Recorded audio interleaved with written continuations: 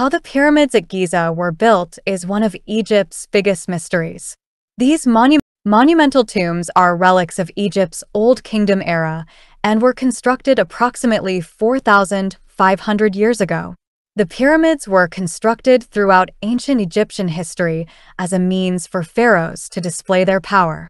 It was believed that a pharaoh was a semi-divine being who ruled on earth during life and then transitioned into an afterlife amongst the gods. In the picture above, all three of Giza's renowned pyramids and their intricate burial complexes were constructed from around 2550 to 2490 BC. These pyramids were built by pharaohs Khufu, tallest, Khafre in the background, and Menkaure in the front. The Pyramid of Khufu is the largest among the three pyramids at Giza and holds the record for the world's largest stone structure, standing over 480 feet high. It was constructed during the reign of the pharaoh Khufu, the second pharaoh of the 4th dynasty. The second largest pyramid at Giza is that of Khufu's son, Khafre.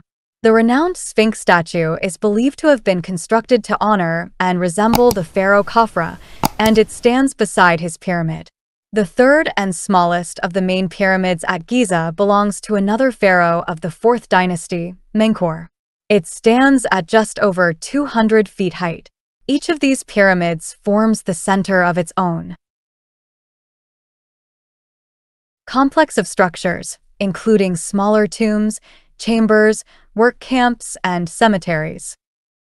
For lesser elites,